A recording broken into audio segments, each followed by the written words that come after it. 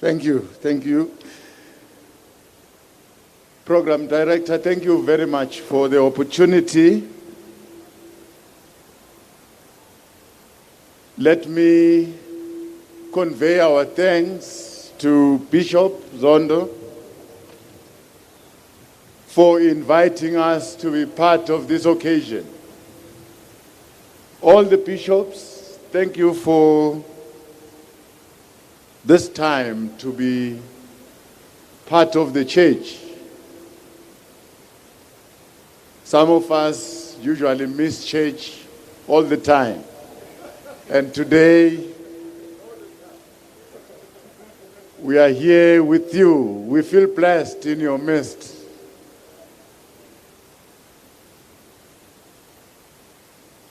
To the acting premier, thank you for welcoming us in Gauteng. Gauteng, it's cold. It's cold. To all our religious leaders, to all our traditional leaders, to all our congregants, thank you for creating and making this day possible.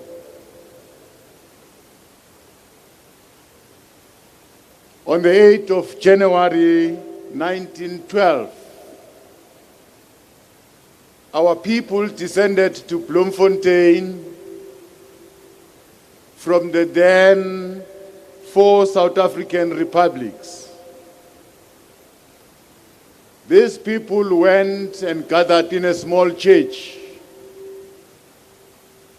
called a chapel to pray and seek the Lord's intercession in their struggles for their own liberation and the unity of their own country. And the People's Movement was born that day.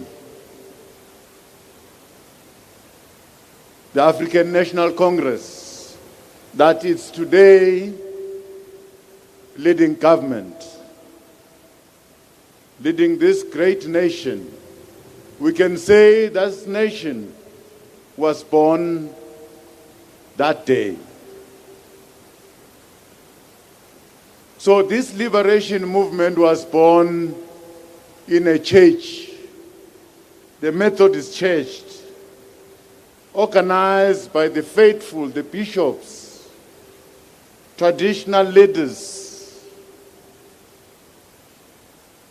Their purpose in mind was to bring all various organizations, to bring all denominations, to pursue the unity of our country, to pursue our struggle, to pursue our liberation. They left Bloemfontein as God's people, united in their diversity, to build and create a country united that is non-racial, non-sexist, and hope to build a prosperous nation. So today, as we gather here, the mission, what made us to gather in this fashion, I've heard you, Bishop. This is the very same nation that got its liberation, that got its freedom. We are here united in His promise, in His faith. We are united in prayer, tempered with struggle, tempered with commitment, selflessness, and sacrifice. We are gathered in prayer, united in our diversity as a people, with one mission and a shared sense of collective responsibility to build a nation. Our shared dream is that of a nation underpinned by core values of respect and dignity for all. Once again, we are here, gathered in prayer at a time where our country is in pain. We are confronted once more with the degeneration of our human values, immorality, the sloth and deviant afflictions to the nation. We are gripped by pain and suffering, not as a native, nor as Africans, but as a people, as one nation. Black and white, united against the abuse of women and children. Our country is in pain. Pain at the hands of men who grievously abuse those in our midst that are vulnerable. Those in our society that are helpless. So we're here to pray, to remind ourselves as a nation how far we've come in building this nation.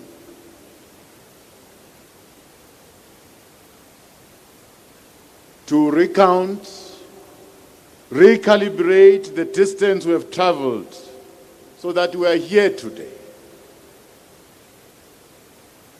We want to thank this leadership here, our religious leaders, to always, when it's time, when it's dark, they bring light. Remember, the struggle to liberate this country, as I've said, started in a church. It was religious leaders that met and said, as South Africans, let's unite and free ourselves. And today I hear a voice coming from the same religious leaders that says, South Africans, let's unite and fight all the social ills. It can't be right that women are murdered every day. It can't be right that children are murdered every day. It can't be right that our police are murdered every day. We are a violent nation. What is it that went wrong with us?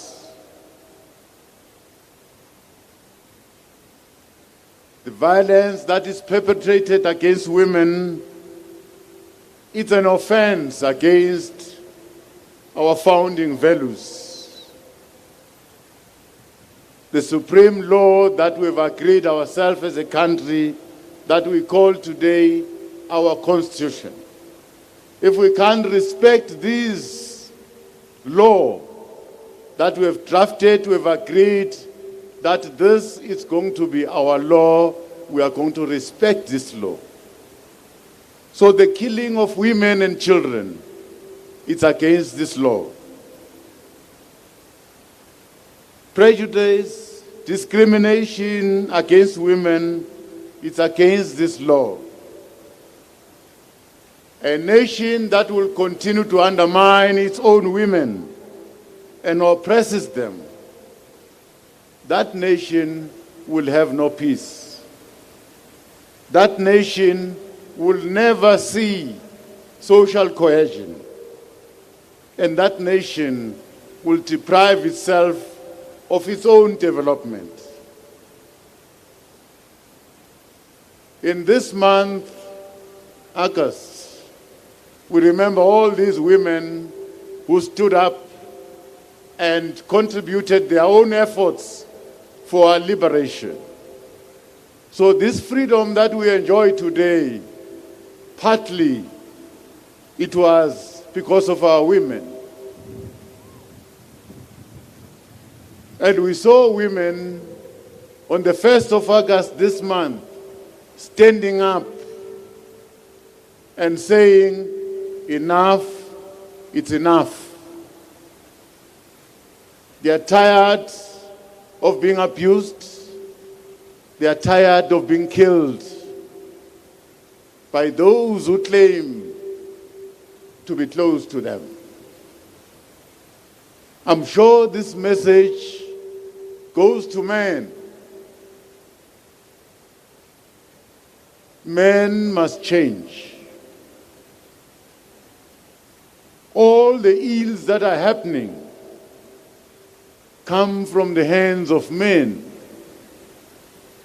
Men who claim every day that they love their country. The killings that we have been talking about, I'm sure they come from the hands of men. Men. Men must change. We need to enter into a struggle to remove all the ills, all the wrong things that are happening in our society. We need to build a peaceful, a united society. A society that will take care of its children. A society that will take care of its own women. A society that will take care of those that are vulnerable and disabled. So we are joining this prayer as government, and we want to march with you. This is a new struggle that we are ready to pursue. There is an urgent need that this society must discover itself. We only got our liberation yesterday. How come now we are deviating? Why are we here? What went wrong? The founding fathers of this democracy, they've just passed on yesterday. And today we're here. We have lost our moral compass. Thank you very much for taking this initiative as leaders of the church. You have been always there as torchbearers. As government, we'll hold your hands. We'll march with you side by side. We will overcome this. Yes, sir. We will overcome this. Our policemen and women will arrest. We're going to arrest people. We are not going to allow a lawlessness society.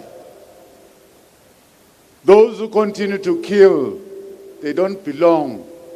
They belong to prison. We have heard your voices since Zwelebo Mama. As government, we have heard. We will stand up.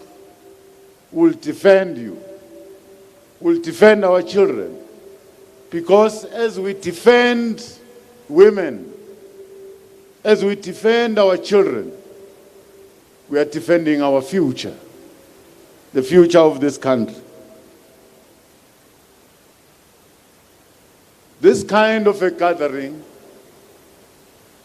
I'll be happy if it can happen in all the provinces.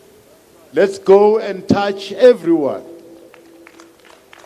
Take it to be your mission. Those who are in political leadership, they must lead by example.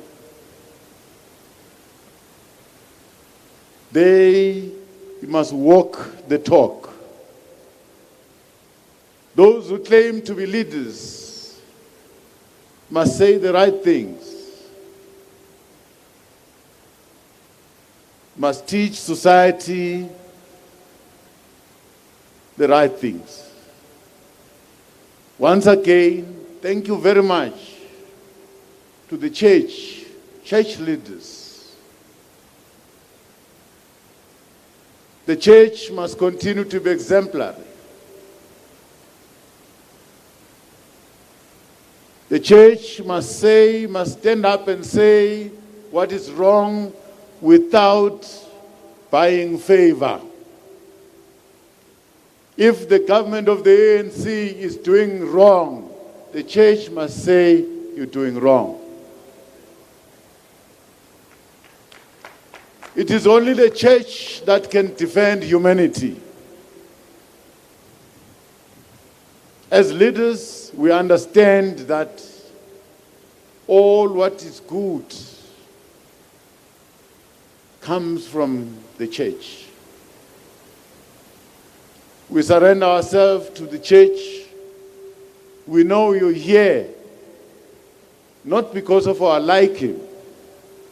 We're here to serve God's people. And I'm told, from what I've read in the Bible, there's no leader that can lead these people outside God's will. It is only God that will allow you to lead his people. And definitely, you are expected to take teachings from God. We must do something to deal with our morals that are degenerating. The regeneration of our morals should be an ongoing process. We must not get tired of telling people what is right, of telling people what is wrong. Ivesi ke eBhayibhelini singalifunda siliphinde kanengi abantu baze belizwe. So I'm saying, as leaders of the church, don't get tired. Repeat it again and again and again and again. We will hear. We are going to join you as you march, as you struggle against these social ills. We'll be with you. Once more, thank you very much for accepting the call from the President to say, Tuma mina. Anibeni ke ama disciples, go and do what is right for your country, if you love your country. We just got the news that the former Secretary of the United Nations, Kofi Annan, has passed on.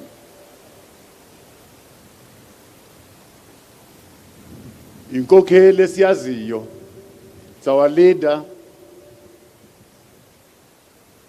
It will be correct as a country, South Africa.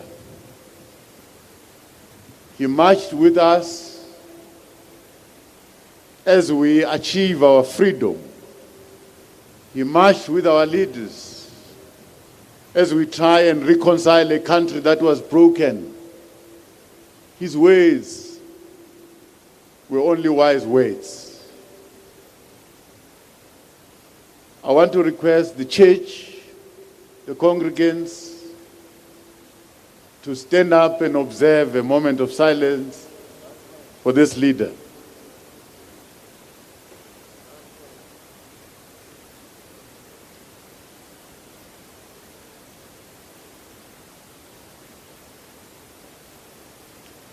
May his soul rest in peace. Thank you.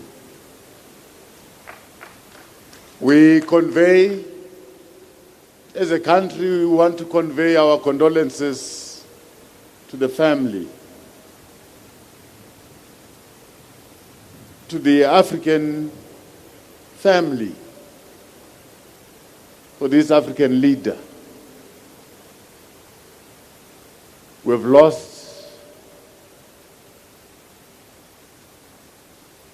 a leader, and I'm sure there are those that will pick up the spear and continue the struggle. Thank you very much, Program Director, for the opportunity. Thank you.